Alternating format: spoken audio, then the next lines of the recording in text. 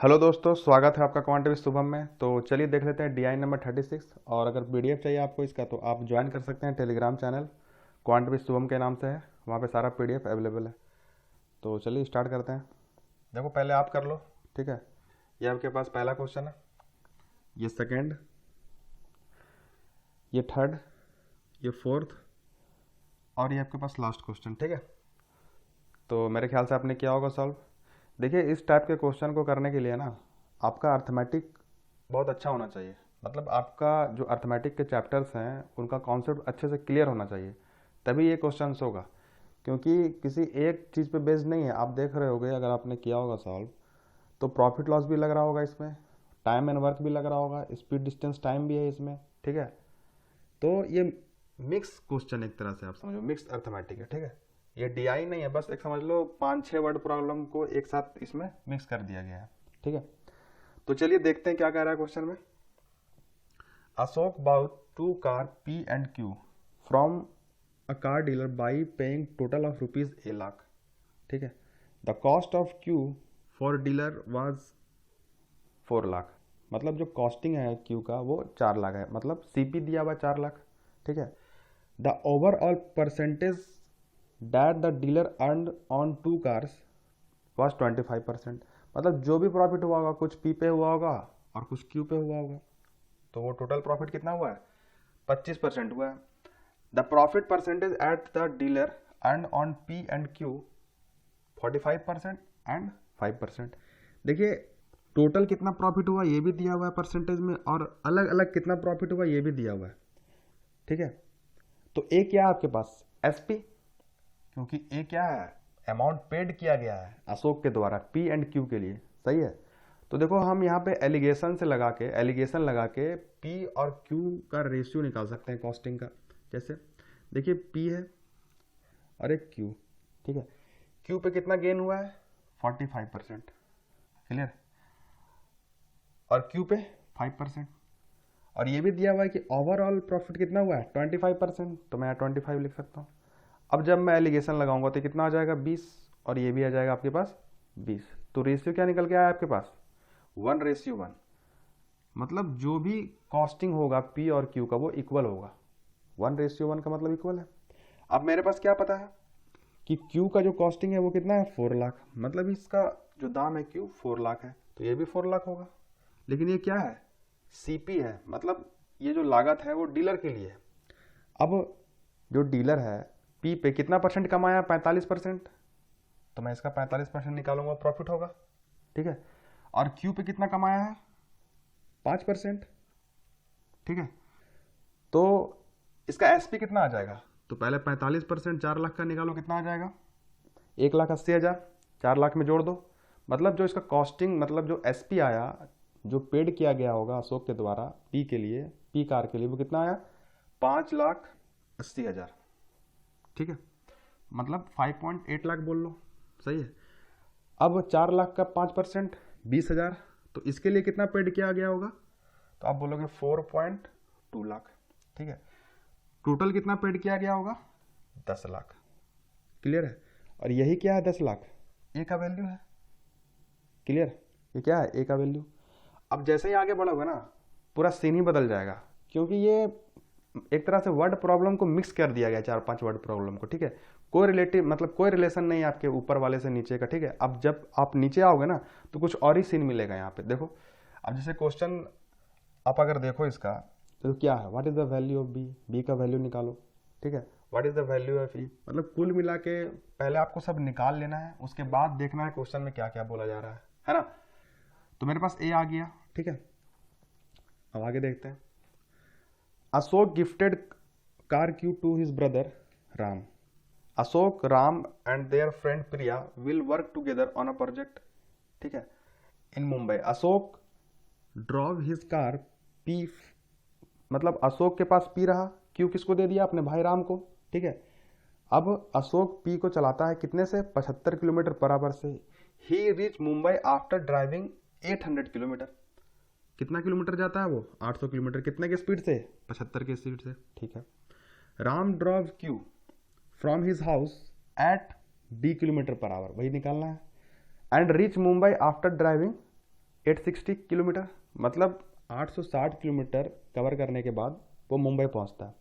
और वो दोनों का एवरेज स्पीड भी दिया हुआ है कि दोनों ब्रदर का जो एवरेज स्पीड है ये है। तो जो एवरेज स्पीड है उसको हम कैसे लिख सकते हैं, total distance cover upon total time taken.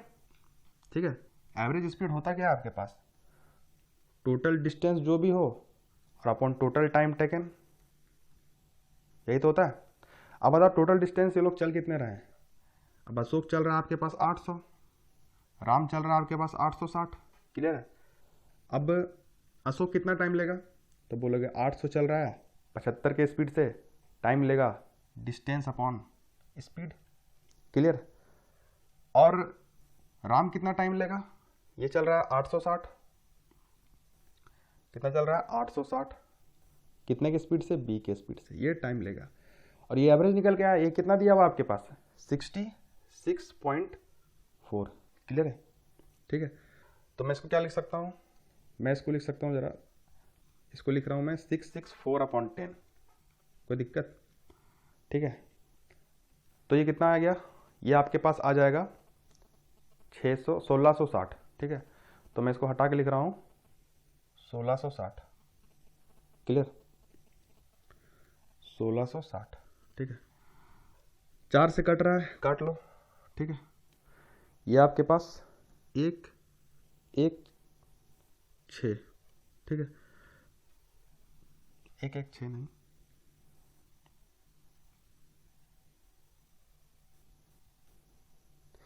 ये आपके पास 166।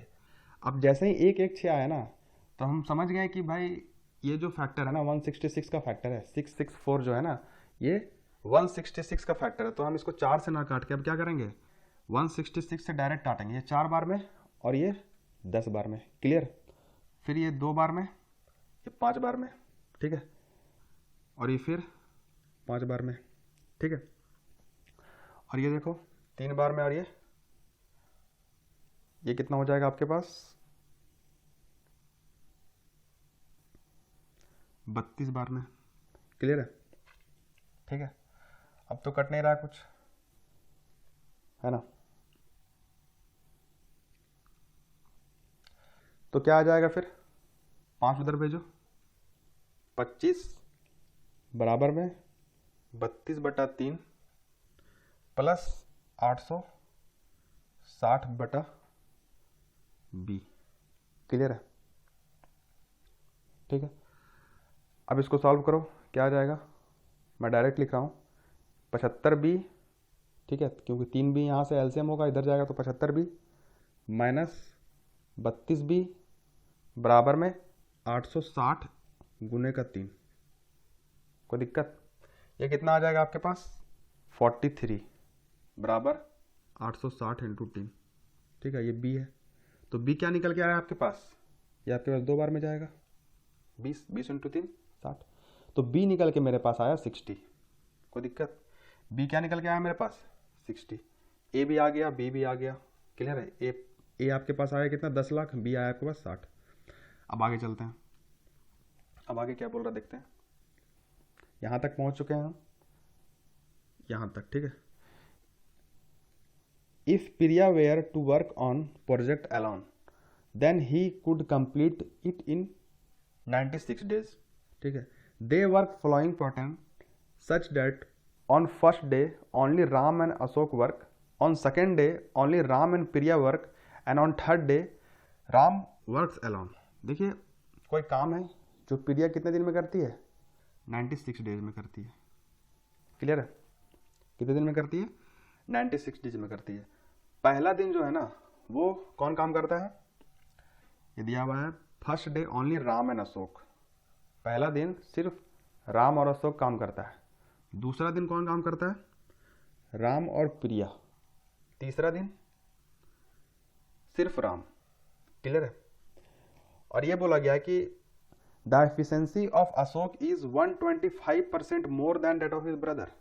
मतलब अशोक का जो भी एफिशिएंसी होगा राम के एफिशिएंसी से 125% मोर, मतलब 225% ऑफ बी, मतलब राम, ठीक है, ये लिख सकता हूँ ना मैं, 125% मोर है मोर का मतलब 100 में जोड़ दो जितना भी मोर है, तो कितना आ गया 225%। ठीक है, तो ए मतलब अशोक और राम का रेशियो क्या आ जाएगा 9/4। ठीक है, ये रेशियो आ गया कौन सा, इफिशिएंसी का रेशियो। फिर आगे क्या बोल रहा है, it takes them C days, मतलब इस तरह से काम करने में इसको कितना दिन लगता है, सी डेज। क्लियर है। अब बताओ सी निकलेगा यहाँ से, क्या लगता है आपको सी निकलेगा यहाँ से? देखिए सी नहीं निकलेगा यहाँ से। क्यों नहीं निकलेगा? क्योंकि मुझे ए और आर में रिलेशन तो पता है, लेकिन मुझे प्रिया के साथ कोई रिलेशनशिप पता नहीं है ये दोनों का। ठीक है, तो मैं यहाँ से सी नहीं निकाल पाऊंगा। ठीक है, अब देखते हैं आगे कुछ दिया होगा तो। Meanwhile Ashok and Ram rent their respective car for C days. ठीक है, सी डेज के लिए दे दिया जाता है रेंट पे, दोनों अपने कार दे देते हैं पी और क्यू को। Ashok charge ₹D per day while Ram charge D-50 per day for their respective car. The difference of total income received for C days is इतना। अब देखिए अशोक जो है वो D दिन के लिए दिया कार को, सॉरी D रुपीज से दिया, वो कितने दिन के लिए, C दिन के लिए। ठीक है, और जो राम है वो दिया आपके पास C दिन के लिए, लेकिन कितने से, D-50 से। D-50 से दिया कितने दिन के लिए, C दिन के लिए। ये किसका इनकम हो गया, राम का, और ये अशोक का। ठीक है, इन्हीं का डिफरेंस क्या दिया हुआ आपके पास 3200। क्लियर है। अब जरा देखो सी डी यहां से और सी डी यहां माइनस कटेगा, सी और डी यहां का माइनस का आएगा ना, और ये माइनस अंदर जाएगा तो क्या हो जाएगा प्लस का 50 हो जाएगा ना। मतलब मैं क्या लिख सकता हूं 50C इक्वल टू 3200 लिख सकता हूं ना। तो सी कितना निकल के आया आपके पास 64 डेज। क्लियर है, यहां से सी निकल के आया ना कि यहां से निकल के आएगा। ठीक है, अब जो भी दिया है ये इसका यूज तो होगा ही, ऐसा ही थोड़ी दिया क्वेश्चन में। ठीक है, तो देखते हैं आगे। मतलब मेरे पास सी निकल के आ गया कितना 64 डेज। आगे देखते हैं क्या बोल रहा है। हम यहां तक पहुंच गए, कहां तक, यहां तक, यहां तक। ठीक है, in whole month of September alone Ashok car generate 15% of his income. ठीक है, देखो अपना जो कार भेजा था वो उसके लिए बात कर रहा है वो। ठीक है, दोनों ने इनकम कमाया अपना, अशोक डी के हिसाब से ले रहा था चार्ज और ये D-50 के हिसाब से। ठीक है, वही बोल रहा है कि अशोक है ना सिर्फ सितंबर अलोन, मतलब सिर्फ सितंबर में 50% इनकम जनरेट करता है अपने इनकम का, जो भी इनकम होता है। While Ram generate 7840। ठीक है, राम कितना जनरेट करता है 7840। Cars Q generate the rest of the income that is 65% of total income in the rest of the day. ठीक है, जो बाकी का रेस्ट इनकम है ना 65%, जो कि 65% है, वो रेस्ट डे में क्या करता है इनकम होता है, किसका, क्यू का। क्यू किसके पास है, राम के पास है। क्लियर है। तो ये जो 7840 दिया हुआ है ये कितना परसेंट होगा, अगर 65% ये क्यू के लिए दिया हुआ ना, राम के लिए दिया हुआ है, और ये कार क्यू के लिए दिया हुआ है, तो क्यू किसके पास है, राम के ही पास है। तो ये बोल रहा है ना कि 65% जो इनकम है वो रेस्ट डे में हो रहा है, तो बचा हुआ दिन में कितना होगा 35%, और वही 35% किसके बराबर दिया हुआ है 7840। तो हम यहां से क्या निकाल सकते हैं, टोटल इनकम निकाल सकते हैं कि नहीं, किसके लिए, राम के लिए। राम के लिए मतलब कि क्यू के लिए, कार क्यू के लिए। ठीक है, अगर 35% आपके पास दिया हुआ है, कितना है 7840, तो 100% हम निकाल सकते हैं। 100% क्या होगा इनकम किसका, राम का। क्या हो जाएगा 7840 अपॉन 35 इंटू 100। क्लियर। तब यहां से सॉल्व कर लो इसको, तो कितना आ जाएगा ये आपके पास जाएगा 7 टाइम्स और ये 20 टाइम्स। इसको काट लो एक बार में, 1 2 0। ठीक है, ये कितना आ गया 22400। ये क्या आ गया, इनकम आ गया किसका, राम का। क्लियर। और बताओ ये कितने दिन के लिए है, तो आप बोलोगे ये 64 दिन के लिए है, क्योंकि ये अपने कार को कितने दिन के लिए रेंट पे देता है 6 डेज। देखो यहाँ लिखा हुआ है C डेज। ठीक है, rent their respective car for C days. तो ये जो इनकम आया ना वो 64 डेज का आया इनकम। क्लियर है, कितने दिन का आया 64 डेज का। तो बताओ एक दिन का इनकम क्या होगा, तो आप बोलोगे 200/64। क्लियर है। अब इसको काटो, सॉल्व करो, 3 बार में फिर 5 बार में, आगे तो नहीं जा रहा, और एक जीरो, मतलब 350। मतलब 350 उसका रेंट है हर दिन का। मतलब जो ये दिया हुआ है D-50, ये किसके बराबर है, 350 के बराबर है। ठीक है, क्योंकि ये D-50 किसका है, राम का है। राम का मतलब Q का है।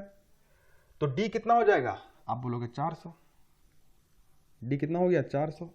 यही किसका पर डे का रेंट है, आप बोलोगे ये अशोक का है। अशोक के पास कौन है, P कार है। अशोक के पास कौन सा कार है, P कार है। ठीक है, क्लियर। अब मैं इसको हटा रहा हूं। अब आगे क्या बोल रहा है निकालने के लिए कि the average income per day of rest of the days from car P। मतलब एवरेज निकालने बोल रहा है। किसका एवरेज, जो भी इनकम रेस्ट डे में हुआ। रेस्ट डे कौन सा होगा, अशोक के लिए। देखिए सितंबर वाले महीने में बोला गया है ना कि जो the whole month of September alone Ashok car generate 15%। मतलब सितंबर में 15% जनरेट होता है, तो बाकी जो डेज होगा उसको रेस्ट डे बोल रहा है ये। तो सितंबर में कितने दिन होते हैं, तो आप बोलोगे 30 दिन। टोटल काम कितना दिन हो रहा है, मतलब कार को कितने दिन पे रेंट पे दिया जा रहा है, 64 डेज पे। तो बचा हुआ दिन कितना हुआ, 34 डेज। अब ये निकालना है कि 34 डेज पे कितना इनकम जनरेट हुआ। अब बताओ 15% इनकम हुआ सितंबर महीने में, है ना। अब ये भी पता है मुझे कि 400 हर दिन का रेंट है। क्लियर है। तो बताओ 64 दिन में कितना रेंट हो जाएगा, मतलब टोटल इनकम यही तो निकल के आएगा। हर दिन 400 के हिसाब से ले रहा है पैसा, 64 दिन में ये लेगा। लेकिन 15% सितंबर में कमा लेता है, तो बाकी जो इसका 85% है, 85% वो कब कमाएगा, रेस्ट ऑफ द दिन में, मतलब रेस्ट ऑफ द डे में। क्लियर है। तो ये कितने दिन में कमाएगा, रेस्ट डे कौन सा है, 34। तो मैं इसको 34 से डिवाइड भी करूंगा। क्लियर है। अब जरा देखो ये कितने बार में, 2 बार में, और ये 5 बार में, ये 0 गया। क्लियर है। और ये 32। ठीक है। तो ये कितना आ जाएगा आपके पास, 640। मतलब ई जो मेरे पास आ गया, कितना आ गया, ये ई तो है, वही तो निकालने बोला था एवरेज, ये तो एवरेज है। तो ई मेरे पास आ गया 640। क्लियर है। मतलब मेरे पास हर कुछ आ गया, सी डी ई। ठीक है। अब चलते हैं क्वेश्चन में। देखिए पहला क्वेश्चन क्या बोल रहा है, what is the value of B. B तो हम निकाल चुके हैं, क्या था, 60 kilometre per hour. Next, what is the value of E, अभी निकालें, 640।